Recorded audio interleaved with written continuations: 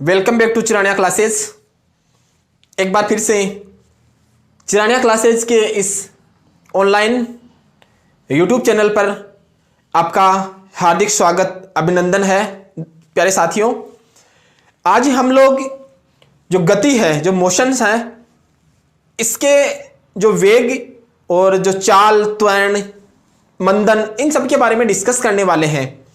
इससे previous video में हमने डिस्कस किया था डिस्प्लेसमेंट और डिस्टेंस के बारे में, हमने डिटेल से अध्ययन किया था। तो यदि आपने इस चैनल को अभी तक यदि सब्सक्राइब नहीं किया है तो इसको सब्सक्राइब कर लें और बेल आइकन को प्रेस करें, जिससे आने वाला जो नोटिफिकेशन है वो आपको समय पर मिल सके, जिससे सभी जो विद्यार्थी हैं उनकी हेल्प हो सके। चिरानिया क्लासेस का ये मोटो है कि आने वाली जो नेक्स्ट जो एग्ज़ाम है उनमें जो जनरल साइंस का जो पोर्शन है उसमें कहीं आपको कोई दिक्कत नहीं आए।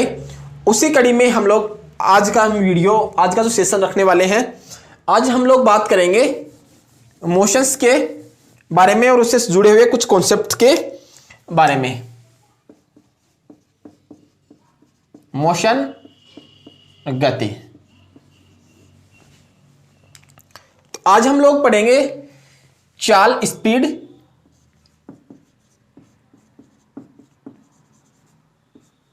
एंड वेग, वेलोसिटी।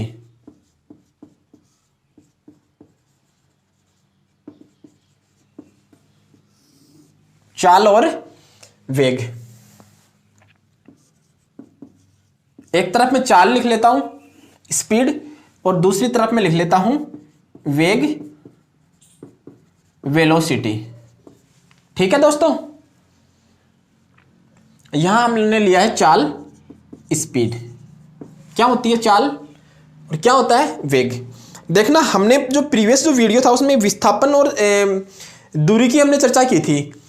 तो मैं यदि बात करूं कि चाल, यदि मैं बात करूं, स्पीड यदि बात करूं, तो एक फॉर्मूला आप याद रखेंगे, चाल बराबर कितना होता है? दूरी बट्टा समय।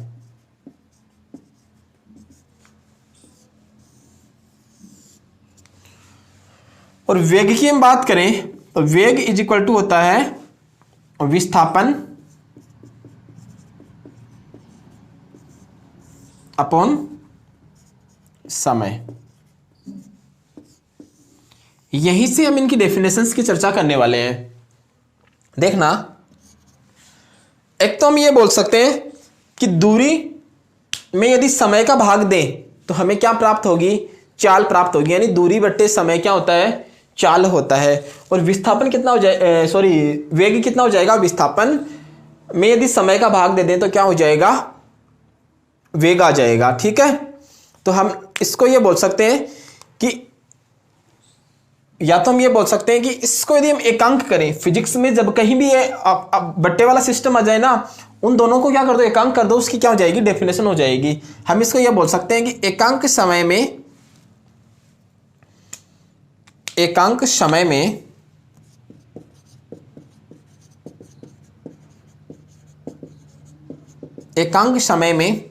तय की गई, एकांक समय में जो है वो तय की गई दूरी, एकांक समय में तय की गई दूरी, उसी को हम क्या बोलेंगे? चाल बोलेंगे। या हम इसको ये बोल सकते हैं कि दूरी में परिवर्तन की दर, दूरी में, किसी वस्तु की दूरी में या दूरी में परिवर्तन की दर को ही क्या कहते हैं भाई? समय का भाग देंगे तो उसको दर बोल सकते हैं। तो दूरी में परिवर्तन की दर क्या कहलाती है? चाल कहलाती है। वेग की हम बात करें तो हम बोलेंगे एकांक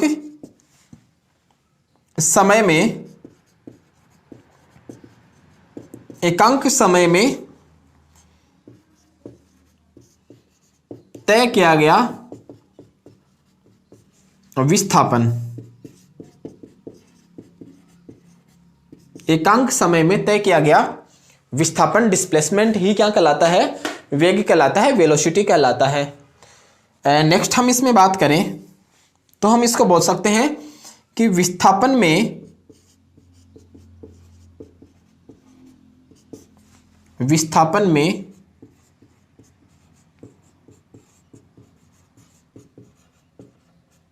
परिवर्तन की दर, विस्थापन में परिवर्तन की दर जो होगी हम उसको क्या बोलेंगे, वेग बोलेंगे। तो इनकी परिभाषा समझ में आई कि चाल क्या होती है, दूरी बटा समय। एकांक समय में तय की गई दूरी ही क्या कहलाती है, चाल कहलाती है। यहां इसको यदि हम ऐसे बोले कि दूरी में परिवर्तन की दर ही क्या कहलाती है, चाल कहलाती है। ऐसे ही क्वेश्चन आ जाएगा कि दूरी में परिवर्तन की दर डैश डैश डैश कहलाती है। ऑप्शन में आ जाएगा चाल, वेग, त्वरण, विस्थापन। तो क्या आएगा इसका आंसर, चाल। एकांक समय में तय किया गया विस्थापन ही क्या कहलाता है, वेग कहलाता है। या विस्थापन में परिवर्तन की दर क्या कहलाता है, क्या कहलाती है, या वेग कहलाता है। ठीक है, इसका क्वेश्चन आ जाएगा विस्थापन में परिवर्तन की दर को कहते हैं। ऑप्शन में आ जाएगा विस्थापन, वेग या त्वरण, चाल। तो इसका आंसर क्या आएगा, वेग। अब देखना, इसमें हमने कल जब देखा था तो ये देखा था कि दूरी कैसी राशि है, अदिश राशि है। तो इसका मतलब चाल भी कैसी राशि आएगी, अदिश राशि आएगी, स्केलर क्वांटिटी आएगी। और वेग कैसी राशि है, सदिश राशि है, वेक्टर क्वांटिटी होगी। यानी विस्थापन तो कैसी राशि है, सॉरी, चाल कैसी राशि है, अदिश राशि है, जबकि वेग कैसी राशि है, वेलोसिटी कैसी राशि है, सदिश राशि है। अब देखना, चाल जो है वो क्या नहीं हो सकती, यहां लिख देता हूं, चाल क्या नहीं हो सकती, शून्य नहीं हो सकती। चाल क्या नहीं हो सकती, शून्य नहीं हो सकती। जबकि वेग जो है, वेग क्या हो सकता है, जीरो भी हो सकता है, धनात्मक भी हो सकता है और ऋणात्मक भी हो सकता है, पॉजिटिव भी हो सकता है और नेगेटिव भी हो सकता है। जबकि अपनी जो चाल जो है वो कैसी होगी, कभी भी शून्य नहीं होगी।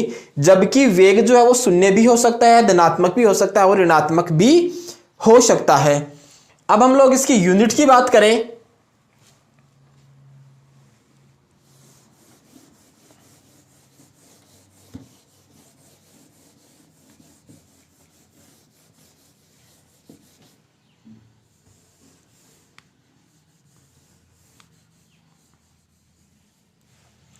इसके यूनिट की बात करें दोस्तों, या इसकी इकाई की हम बात करें तो देखना, चाहे विस्थापन लो चाहे दूरी, भाई चाल होती है दूरी बटा समय। विस्थापन का जो अपना जो यूनिट है वो क्या है, मीटर। समय की कितना है, सेकंड। तो मीटर पर सेकंड किसका, चाल। और इसका भी कितना हो जाएगा, अभी विस्थापन को किस में कैलकुलेट करते हैं, मीटर में, समय को सेकंड में। तो वेग हो चाहे चाल हो, दोनों का ही जो अपना यूनिट जो है, इकाई जो है वो क्या होती है, मीटर पर सेकंड होती है। एक दोस्तों, जब हम न्यूमेरिकल क्वेश्चन जब हम करेंगे तो अपने एक जो बार बार अपने को काम में लेना पड़ेगा, उसको भी मैं थोड़ा सा बता देता हूं।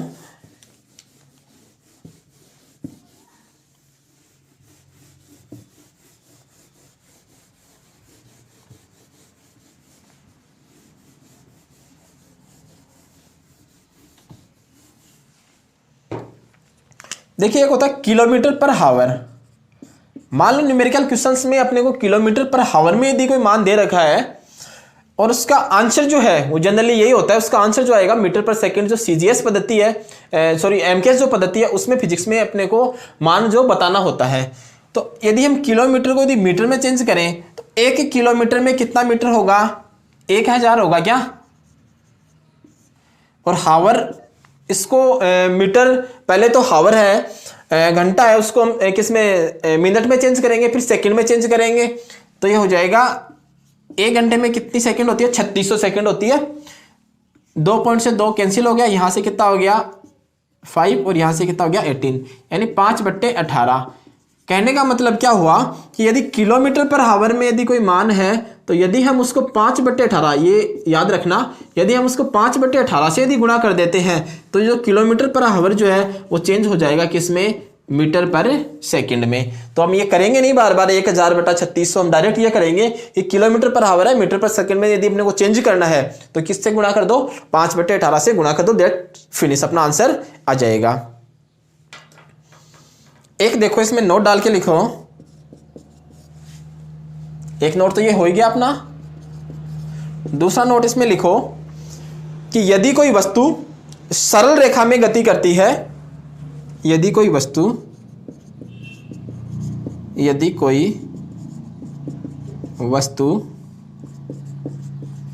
सरल रेखा में गति करती है तो दूरी व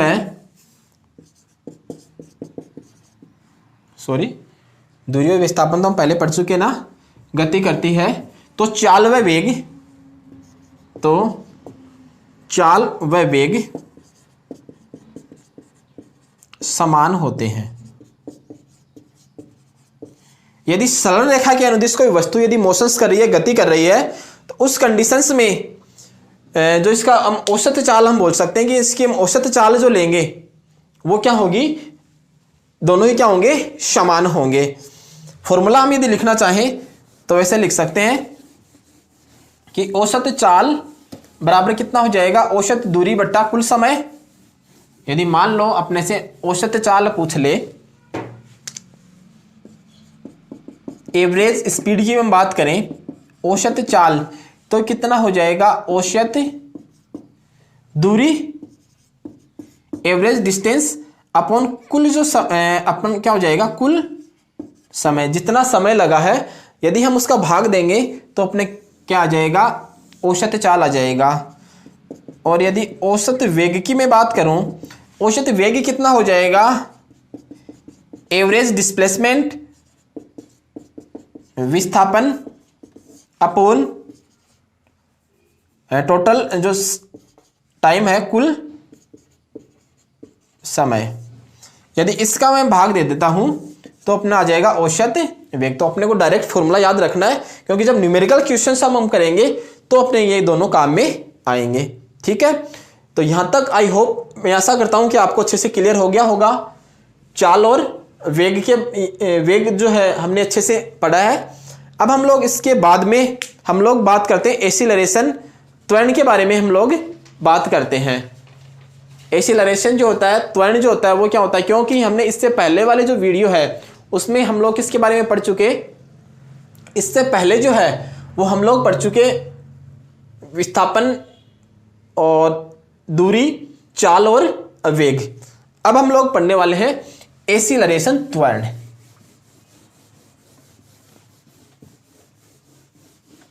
हालांकि दोस्तों इनमें और ज्यादा काफी डिटेल विमा वगैरह है, और ज्यादा हम लोग जो है वो नहीं पढ़ रहे अभी, क्योंकि हम लोग अभी केवल जनरल साइंस के हिसाब से इस पोर्शंस को कवर कर रहे हैं।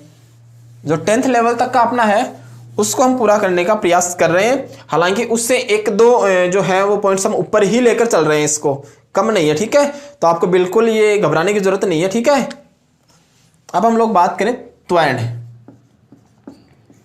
एक्सीलरेशन। क्या होता है त्वरण? किसी वस्तु के वेग में, किसी वस्तु के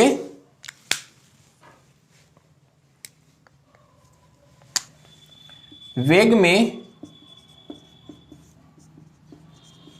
परिवर्तन की दर, किसी वस्तु के किस में परिवर्तन की दर, वेग में परिवर्तन की दर जो है उसी को क्या कहते हैं, त्वरण कहते हैं, एक्सीलरेशन कहते हैं। जो त्वरण क्या हो गया, त्वरण अपना हो जाएगा वेग में परिवर्तन, वेग में परिवर्तन अपॉन परिवर्तन में लगा समय, अपॉन परिवर्तन में लगा समय। त्वरण कितना हो गया, त्वरण इज इक्वल टू हो गया वेग में परिवर्तन अपॉन परिवर्तन में लगा समय। ये क्या होता है, त्वरण होता है। यदि हम इसकी यूनिट की बात करें, इसकी इकाई की बात करें, तो देखो वेग में परिवर्तन जो है, यानी वेग की जो यूनिट है वेग का कितना होता है, मीटर पर सेकंड। और यहाँ एक समय ये भी तो हो गया ना भाई, परिवर्तन में लगा समय, तो इकाई कितनी होगी इसकी मीटर पर सेकंड स्क्वायर। फॉर्मूले की में बात करें तो ए इज इक्वल टू कितना हो गया भाई, वेग में परिवर्तन, जैसे मान लो डेल वी अपॉन टी, मान लो वेग में परिवर्तन कितना हुआ, डेल वी हुआ, समय कितना लगा इसमें, टी लगा। हम इसको ऐसा भी लिख सकते हैं v minus you upon T, यानी v माइनस यू। v जो है अंतिम वेग है, फाइनल वेलोसिटी है, u जो है इनिशियल वेलोसिटी है। तो फाइनल में से इनिशियल को घटा देंगे तो वेग में क्या आ जाएगा, परिवर्तन आ जाएगा, डिफरेंस आ जाएगा इन दोनों में। और t यानी में कितना जो समय लगा हम इसका क्या दे देंगे, भाग दे देंगे। अब देखना एक जो पॉइंट है वो मैं लिख रहा हूं कि त्वरण जो है ना वो क्या किससे उत्पन्न होगा भाई, कोई फोर्स लगाएंगे तभी वेग में क्या होगा, परिवर्तन होगा। तो वेग में परिवर्तन होगा तभी क्या उत्पन्न होगा, त्वरण होगा। कहने का मतलब मैं ये बोल सकता हूं कि त्वरण हमेशा क्या लगा के, बल के द्वारा, त्वरण हमेशा बल के द्वारा उत्पन्न किया जा सकता है। किसके द्वारा उत्पन्न किया जा सकता है, बल के द्वारा उत्पन्न किया जा सकता है। अच्छा, एक हम लोग बात करें कि त्वरण कैसी राशि है, तो त्वरण कैसी राशि है भाई, वेग में परिवर्तन है तो वेग कैसी राशि है, सदिश राशि है, इसलिए त्वरण भी कैसी राशि है, सदिश राशि है। नेक्स्ट एक हमने पढ़ा था कि भाई वेग जो है वो ऋणात्मक भी हो सकता है और धनात्मक भी हो सकता है। इसको थोड़ा सा समझते हैं हम लोग, है ना, क्योंकि एक जो वर्ड है वो आप जब हम लोग न्यूमेरिकल करेंगे तो कई बार अपने को ये एक वर्ड मिलेगा मंदन। ये क्या होता है, हम इसको भी समझते हैं।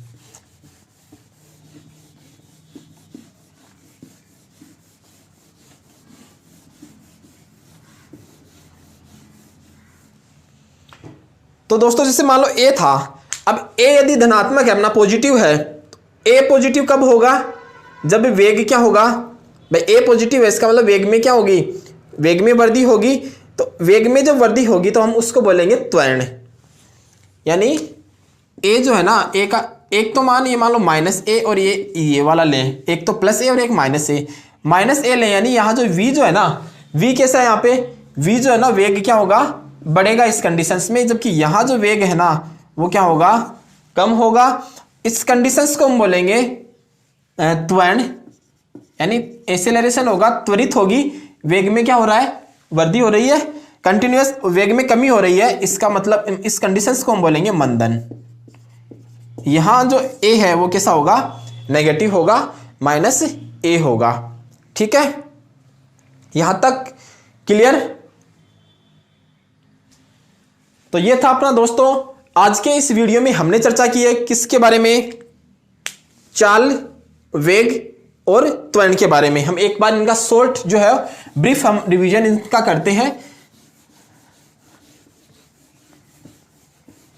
कि मोशंस में हमने क्या क्या चीजें पढ़ी। देखिए मोशंस में हमने सबसे पहले पढ़ा दूरी, फिर हमने पढ़ा विस्थापन, चाल, वेग और त्वरण। दूरी क्या होती है कि किसी वस्तु द्वारा तय किया गया जो कुल पथ है वो क्या कहलाता है, दूरी कहलाती है। मात्रा क्या होगा इसका, मीटर।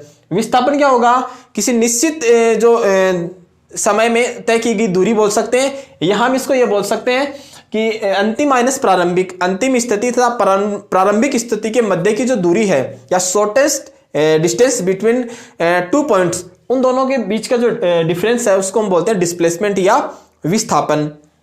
नेक्स्ट हम लोग चाल या स्पीड की बात करें तो चाल क्या है, चाल बराबर होता है दूरी बट्टा समय, या हम बोल सकते हैं कि एकांक समय में जो दूरी में परिवर्तन जो है उसी को हम क्या बोल सकते हैं, चाल बोल सकते हैं। या हम बोल सकते हैं कि दूरी में परिवर्तन की दर क्या कहलाती है, चाल कहलाती है। मात्रा की इसकी बात करें तो मीटर पर सेकंड।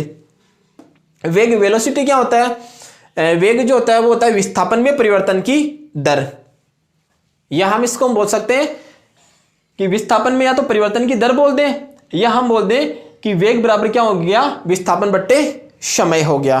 ठीक है, इसकी हम मात्रक की बात करें तो मीटर पर सेकंड, यानी इन दोनों का मात्रक सेम है और इन दोनों का भी मात्रक सेम है। फिर हम लोग बात करें एक्सीलरेशन त्वरण के बारे में, तो त्वरण क्या होता है अपना, त्वरण जो होता है वो वेग में परिवर्तन की दर, यानी वेलोसिटी में जो चेंजेस होगा उसको क्या बोलेंगे, एक्सीलरेशन त्वरण। तो यहां तक आई होप, ये आशा करता हूं कि यहां तक ये जो गति वाला जो पोर्शन है, इसमें हमने इससे पहले एक वीडियो डाला था वो, और ये दोनों में आपको कहीं कोई दिक्कत नहीं होगी। आगे वाला जो पोर्शन है वो हम नेक्स्ट वीडियो में डिस्कस करेंगे। इसी तरह आप लगातार कंटिन्यूअस पढ़ते रहें, हमसे जुड़े रहें। Thank you, all the best, जय हिंद।